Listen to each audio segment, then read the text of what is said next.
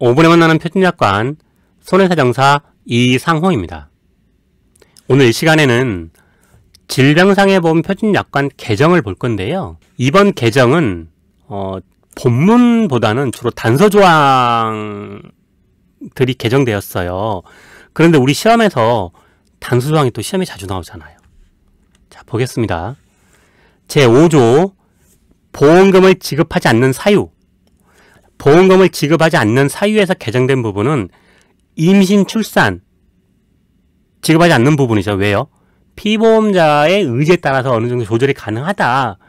보험은 불확정한 사고잖아요. 개정 부분 볼게요. 임신, 출산 예외로 지급하는 사유입니다. 보상하는 사유. 정말 중요한 거. 2년이 지나야 돼요. 우리 암보험 90일. 2년이 지난 후 스가는 유상, 불임, 인공수정 관련 합병증 3가지입니다.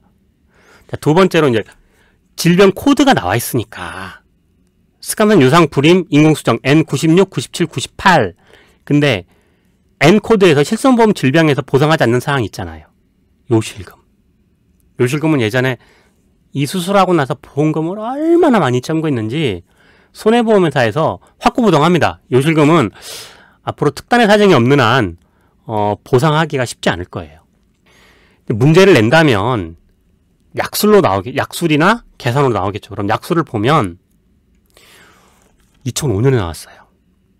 보상하지 않는 손해에 대해 설명한 10점. 그럼 5개 다 쓰고 예상까지 다 쓰라는 거겠죠. 한 페이지 다 쓰라는 거잖아요. 그러면 슬쩍 2023년 2월 18일 기준으로 써보시오. 이렇게 똑같이 나올 수도 있겠죠. 약술이 이제 18년 지났잖아요. 정리 한번 해볼게요. 저는 약관 개정이 되면 그 내용이 중요하든 중요하지 않든 정리를 한번 해주고 가는 게 수험생의 도리다 생각합니다. 지급하지 않는 사유 5가지. 계피수 고의, 피보험자, 자유로운 의사결정, 수익자, 다른 수익자는 지급한다. 계약자 고의, 국물도 없다. 피보험자 임신, 출산. 지급하는 건 2년이 지난 후. 2년 3가지.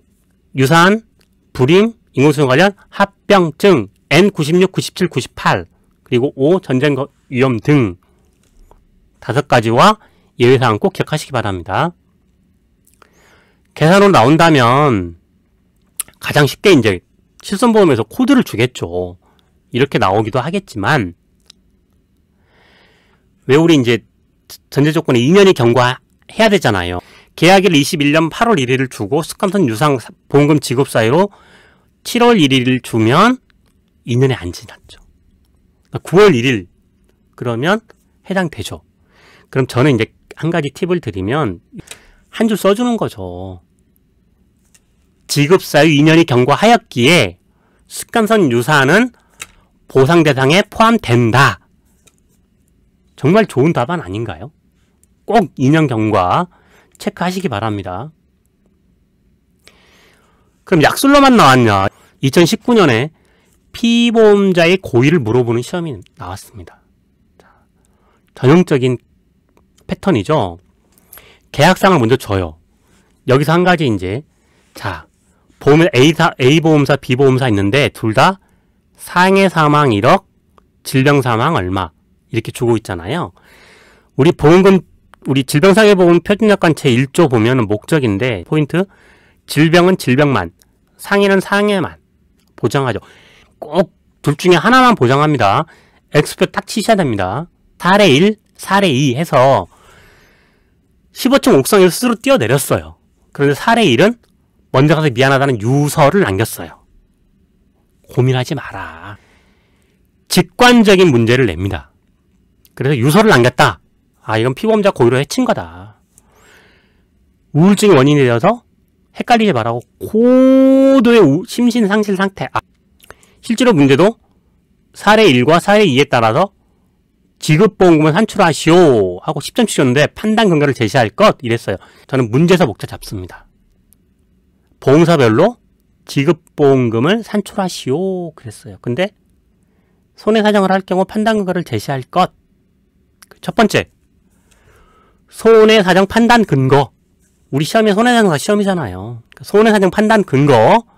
두 번째, 담보사항은 왜 잡았냐? 뭐냐? 아까 A사, B사 둘 다 보험이 2개였잖아요. 상해 사망과 질병 사망 둘 중에 하나만 보상해요. 라는 거. 가르마를 타줘야 이제 직업보험금 계산식이 들어가잖아요. 세 번째 직업보험금 산출. 계산식. 계산식과 마지막 지급보험금 얼마. A사 얼마, B사 얼마 깔끔하게. 5점짜리라 그러면은 그냥 계산식 쓰고 답 쓰면 끝나죠. 근데 10점이나 15점 이렇게 넘어가면 목차가 깔끔하면 보기도 좋고 또 분량을 채울 수 있잖아요. 시험장 가실 때 손해장사 시험은 계산식이 빠질 수가 없잖아요. 그러니까 목차를 나는 이렇게 쓰겠다. 꼭 준비하고 가시기 바랍니다. 2020년에는 이제 그런 수익자의 고의가 나왔어요. 마찬가지로 회사를 줬는데 상해 사망 2억, 질병 사망 1억, 그러면서 휴일 상해 사망 1억을 줬어요. 부부가 해외여행을 갔다가 수익자인 남편이 피보험자를 해쳤어요. 그리고 이제 자기는 투신 자살했습니다. 이럴 때 이제 보험금 지급을 어떻게 할 거냐라는 게 나왔는데 목차만 다시 볼게요. 그러면 손해장사 시험의 판단 근거, 담보사항, 그 사망보험금이라고 한 거는 아까는 지급보험금을 구하라고 해서 지급보험금이라고 했고요. 이 문제에서는 사망보험금을 구해라. 그래서 사망보험금 산출 계산 그리고 마지막에 사망보험금 이렇게 정리했습니다. 15점짜리에서 목차 4개면은 전 적당하다고 생각을 해요. 자, 15조 상해보험 계약 후 알릴 의무 보겠습니다. 개정사항이 원동기 장치 자전거 정의사항이었습니다. 직업직무 변경, 운전 목적 변경, 운전 여부 변경, 그리고 이륜차 또는 원동기 장치 자전거 계속적 사용. 근데 이제 원동기 장치 자전거의 정의가 바뀌었어요. 자, 개정사항 보겠습니다. 원동기 장치 자전거 정의. 포함과 제외 2가지 보겠습니다. 포함은 전동기로 작동하는 이동장치. 전동기 이동장치. 제외는 보행이 불편한 분들이 보행 보조용으로 쓰는 거. 크게 2가지 기억하시고요. 전동기로 작동하는 개인형 이동장치에는 전동 킥보드, 전동 이륜 평행차, 전동기 동력만으로 움직이는 자전거. 그리고 제외 보행 보조용 의자차에는 전동 휠체어 그리고 의료용 스쿠터. 자, 2019년에 이렇게 2018년 3월 2일 개정된 거에서 회사에 알려야 할 피보험자 사항을 모두 쓰시오 그랬는데 이제 5년 됐잖아요. 그러니까 슬쩍 요것만 바꾸면 22년 9월 30일 개정사항 회사 알려야 할 피보험자 사항을 모두 쓰시오 해서 자, 이번에 이제 16조 한번 볼게요. 알릴 의무 위반의 효과에서 보면 개정입니다. 알릴 의무 위반의 효과로 계약을 해지하는 경우에 계약자에 알리는 방법이 문서가 있었는데요. 전자문서가 추가되었어요. 이렇게 이제 사항이 길어요. 반대 증거가 있는 경우 이를 제기할 수 있다는 문구와 함께 서면 또는 전자문서로 알려드린다 하면서 이 부분이 추가가 되었어요. 자, 개정사항 봅니다. 알릴 의무 위반의 효과로 계약을 해지하는 경우에는 계약자에게 알리는 방법이 서면과 전자문서로 변경되었어요. 자, 제20조 약관 교부 및 설명 의무 등 보겠습니다. 개정사항에 통신판매 인터넷과 전화 중에서 인터넷이 삭제되었어요. 근데 이제 이렇게 2항에 보면 쭉 신설되었고 삭제가 되어 있어요. 그리고 이제 2항 전화를 이용하여 되어 있는데요.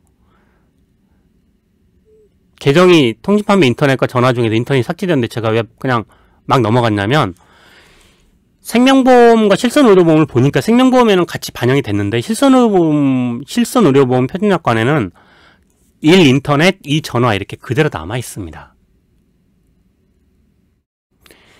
그래서 이보다는 인터넷이 삭제되었다는 내용보다는 약간 교부 설명 의무에서는 이걸 구분하는 게 더 좋을 것 같아서 잠깐 정리를 했어요.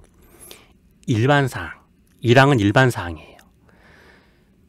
대면 채널, 대면 판매든 비대면 판매든 상관없이 보험회사의 약관 교부 및 설명 의무를 설명하고 있는데요. 이렇게 이제 쭉 설명합니다. 이렇게 하고 있는데 정리를 해보면 자, 대상은 계약자. 청약할 때는 뭐예요? 중요한 내용 설명해요. 청약 후에는 약관하고 계약자 보관형 청약서 제공합니다. 그 방법으로는 3가지. 서명교부, 우편, 전자우편, 문자메시지 또는 전자적 의사표시. 3가지요. 이항은 일반적인 사항 중에서 통신 판매에 국한된 거. 범위를 좁힌 거죠. 통신 판매에 이렇게 해라. 자, 문제를 만들어 봤어요. 그럼 질병상해보험 표준약관상, 아까 실손 의료보험은 그대로 남아있다고 했잖아요. 그러니까 질병상해보험 표준약관상 이렇게 주겠죠. 약관 교부 설명 의무 등에서 통신 판매 계약의 경우에 관한 약관 규정 23년 2월 28일 기준 기술하시오. 그러면 대상은 계약자. 이 부분이 특이해요. 교부 약관. 계약자가 가입한 특약만 포함한 약관. 설명 방법은 전화를 이용하고, 약관 교부 설명을 했다라고 인정되는 기준은 뭐냐? 계약자에게 필요한 사항을 질문하고 설명해요. 그러면 계약자가 답변하겠죠. 이 답변 내용을 녹음하는 거예요. 음성 녹음을 해놓는 겁니다. 자, 24조 계약의 소멸 보겠습니다. 여기서는 개정은 아닌데요. 밑에 아무런 내용도 없이 변경이 됐어요. 책임 준비금이라는 말이 용어 설명이 계약자 적립액 이렇게 바뀌었어요. 근데 이게 왜 바뀌었을까? 이렇게 쭉 이제 하고 계약자 적립액 해서 박스 해가지고 되어 있는데 예전에는 이게 책임 준비금 해서 이렇게 돼 있었어요. 이게 왜 바뀌었냐? 보험회사 재무 건전성 지표라고 보험금 지급 여력 제도 RBC가 신지급 여력 제도 K-팝처럼 킥스로 바뀐 겁니다. 근데 그러다 보니까 신지급 여력 제도가 많이 바뀌었어요. 그래서 정리해 볼게요. 계약자 적립액입니다. 장래 해약환급금 등을 지급하기 위해서 계약자가 납입한 보험료가 재원이 되는 거죠. 계약자가 납입한 보험료 중에서 일정액 기준 이상을 책임 준비금 산출 방법서에서 정한 방법에 따라 계산한 금액이 계약자 적립액입니다. 오늘 강의는 여기서 마치겠습니다. 마음을 담아 합격을 응원합니다. 고맙습니다.